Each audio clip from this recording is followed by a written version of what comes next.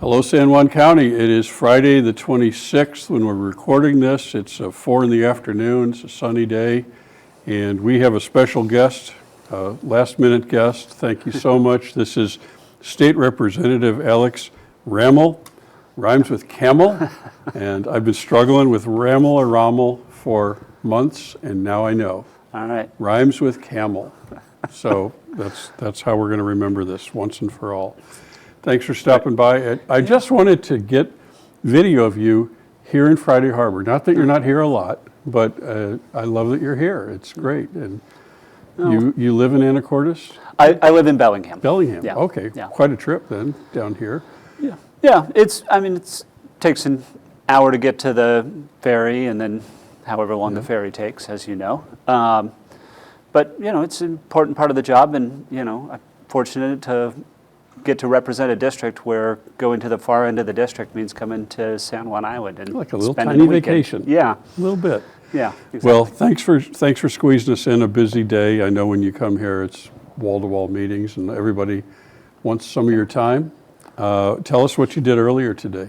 Well, kind of the nexus for this trip, the reason it got scheduled in the first place was because folks in San Juan County who manage solid waste had wanted to talk to us and show us a little bit of what's unique here.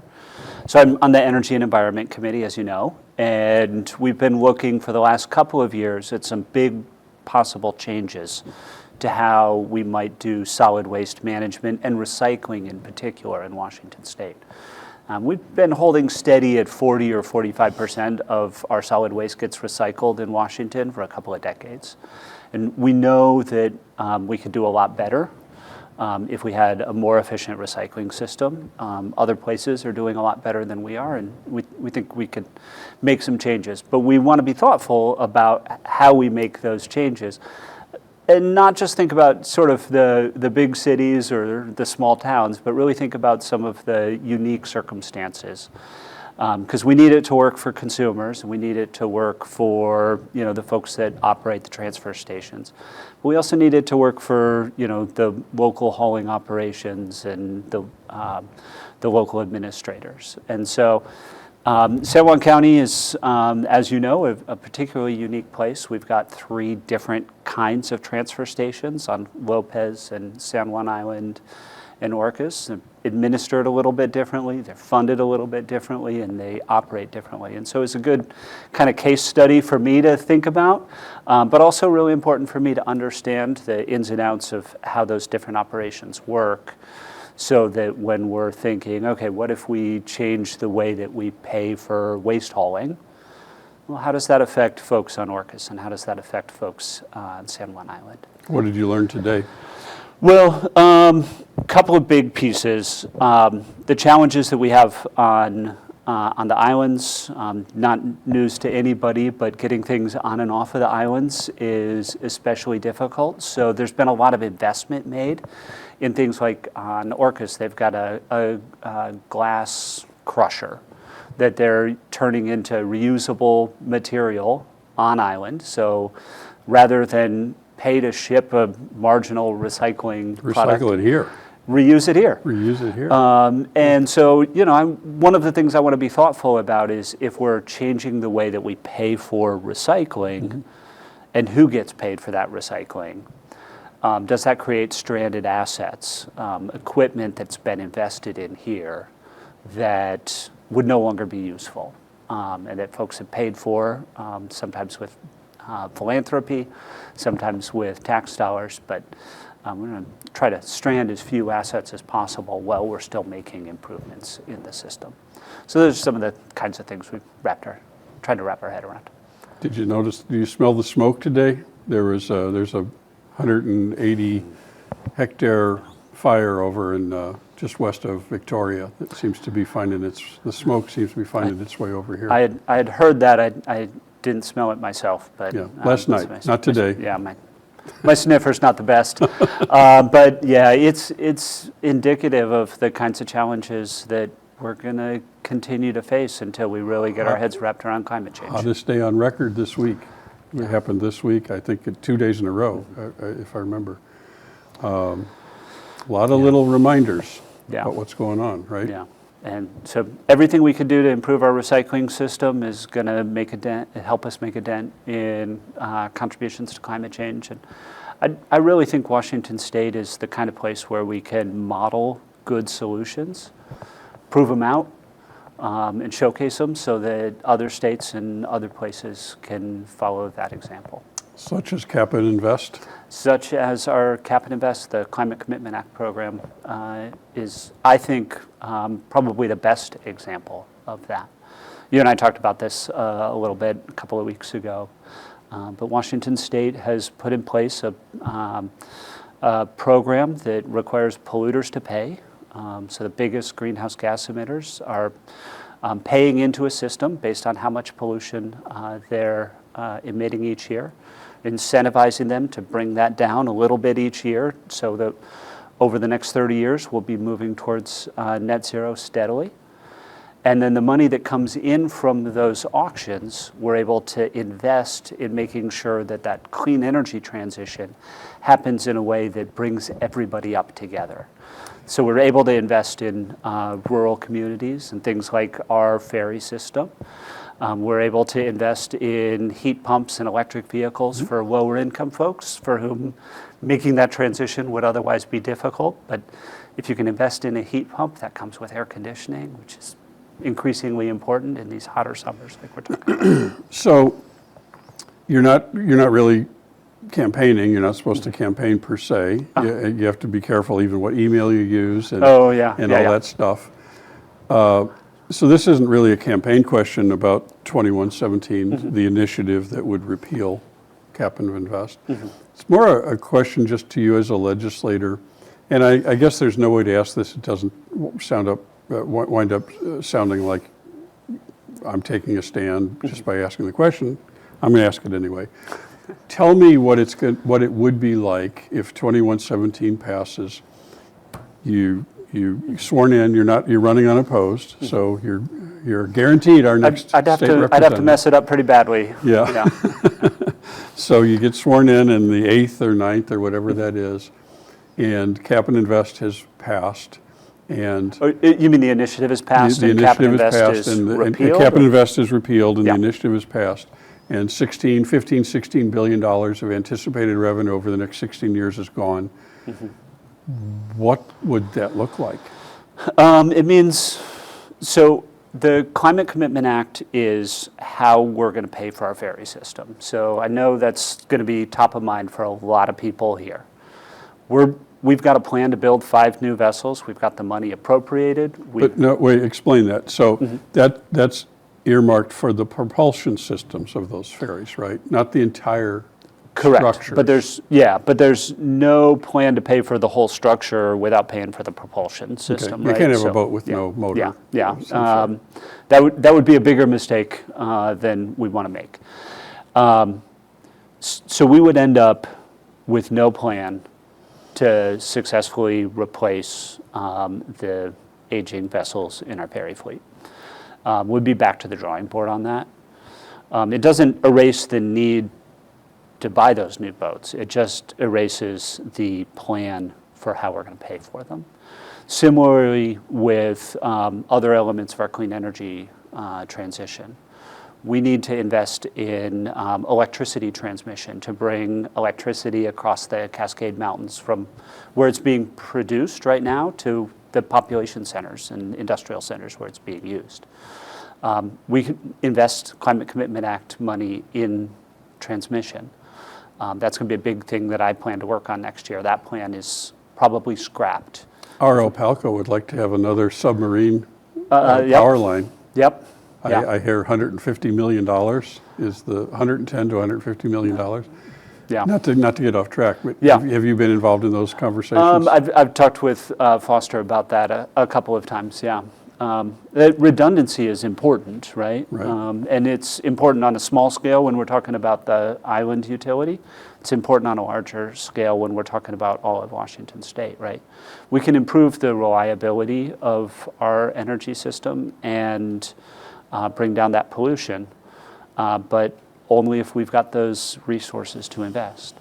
We've rolled out programs for clean school buses for our kids. And that's a grant program that schools around Washington State will be able to get all electric buses, transitioning away from diesel, so that those young kids get to school without having to breathe diesel particulates. That program's out the window. There are dozens of important initiatives like those that are funded through the Climate Commitment Act that will all be out the window if 2117 is adopted by voters. Okay. The consequences would be significant and, from my perspective, catastrophic. Catastrophic. Okay.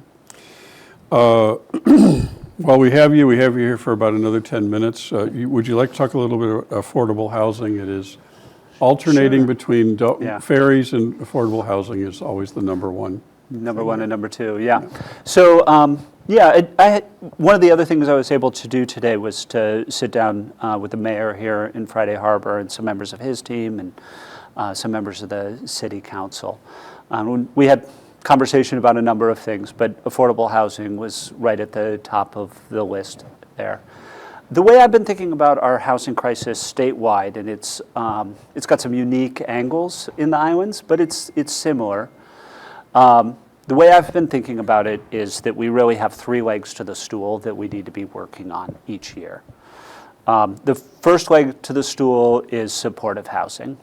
There are folks for whom market rate housing just is not going to be a solution. I think about elders, folks with developmental disabilities, folks in recovery from substance abuse crises, et cetera. We ought to be putting money into supportive housing, subsidized housing, to help those folks, sometimes to get a leg up for the future, and sometimes to have a comfortable and peaceful life. Think about folks in elders or folks with developmental disabilities.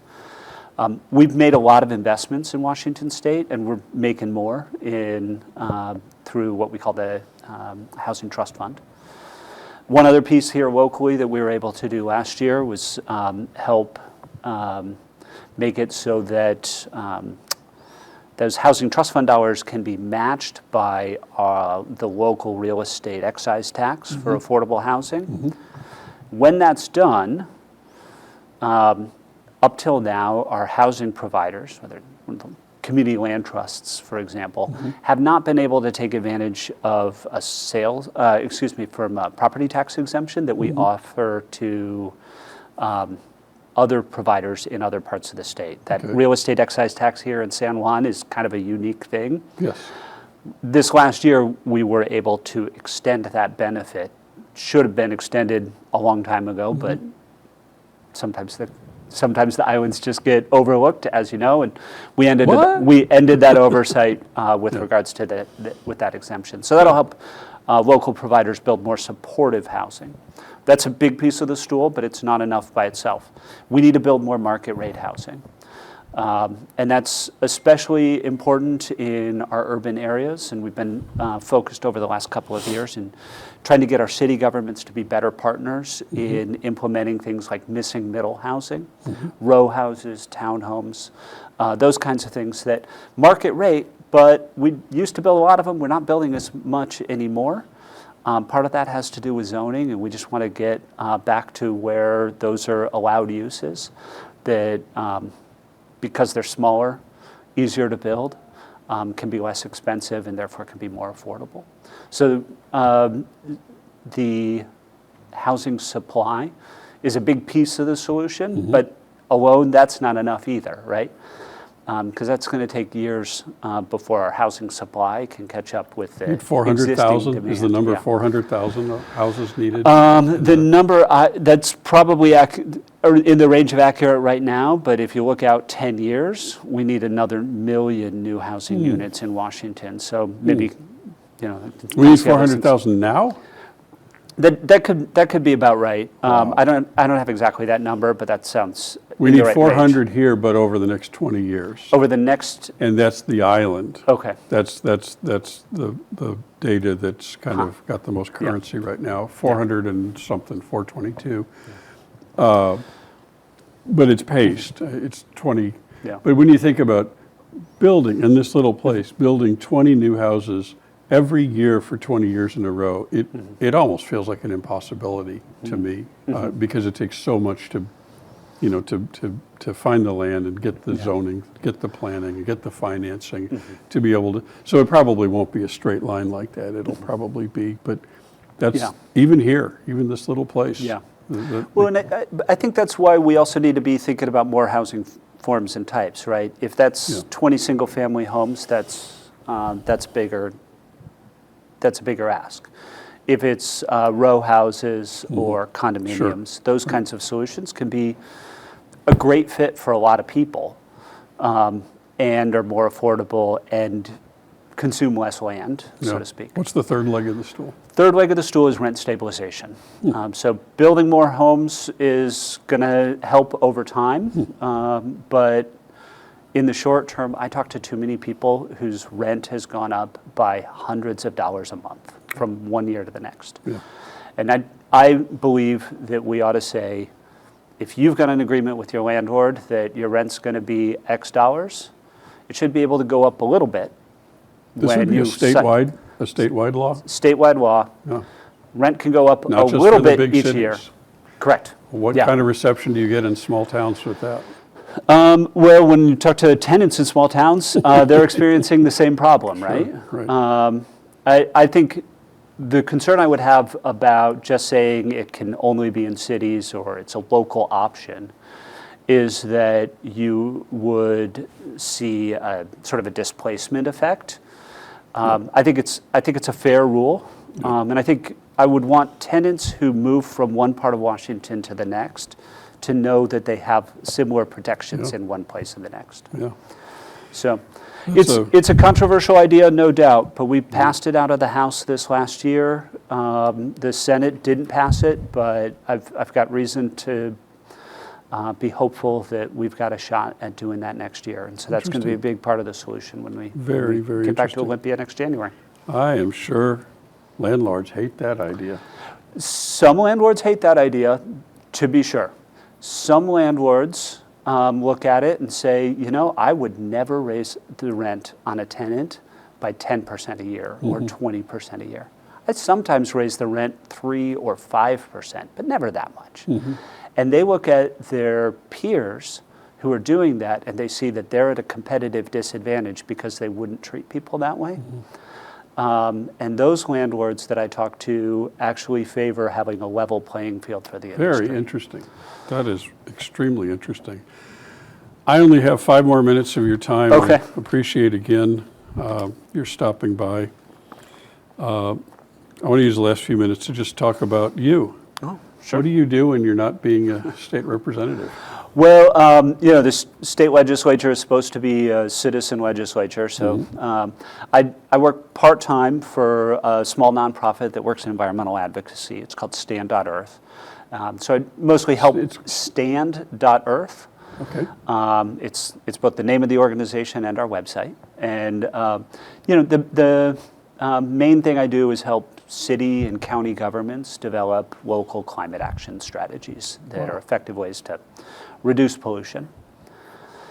And then when I'm not doing that or other things, I'm a single dad. My son's 23 now, so I've got a little bit less responsibility. You look too young to have a 23-year-old son. I appreciate you saying that. The camera must be making me look younger than I am. Not too much gray, so that's good for you. Have you always lived in Bellingham? I grew up in Colorado. I moved to Bellingham pretty much as soon as I was old enough to control that part of my destiny. I wanted to move to the West Coast, and happenstance brought me to Bellingham, and I didn't expect that to be my forever plan, but once you get to live on the shores of the Salish Sea, it's be hard to decide you wanted to go anywhere else. Bellingham's a great city. Yeah. I love Bellingham. Yeah. Yeah. All right. Well, it is so nice of you to drop by, and I know that you're actually here quite a bit. Yeah. You're in touch with the San Juans, and we appreciate that. Thanks for saying so. I do my best. I think it's an important part of the job to be connected to all corners of the district, and I'm fortunate to represent a district that it's pleasant to go to all of the corners of. I also want to thank I think Amanda works in your office, very responsive. No. You're very responsive, accessible. The fact that you're sitting here says a lot, and I just really appreciate that. I want the people of the San Juans to know that Representative Alex Ramel, not Camel, but Ramel, has been very accessible to CNL2, and we appreciate that. So, Well, thanks. I'm excited about what you're doing here. I think it's anything we can do to increase local news and local connection to issues and public policy is important. So appreciate what you're doing. Thanks. I was out of my mind when I started this. Out of my mind. Someone. That's where all the best Please ideas come from. Stop me. So please, someone stop me. But it's fun. I can say that. That's You look like you're having fun here. It's fun. It's okay. So anyway, thank you, San Juan County. Just wanted to share this with you. We were lucky enough to get our state representative to drop by. I'm sure you're always wanting to hear more from your constituents. So drop our representative a line, give him a call. Thank you. Have a nice weekend, San Juan County, and we'll see you soon.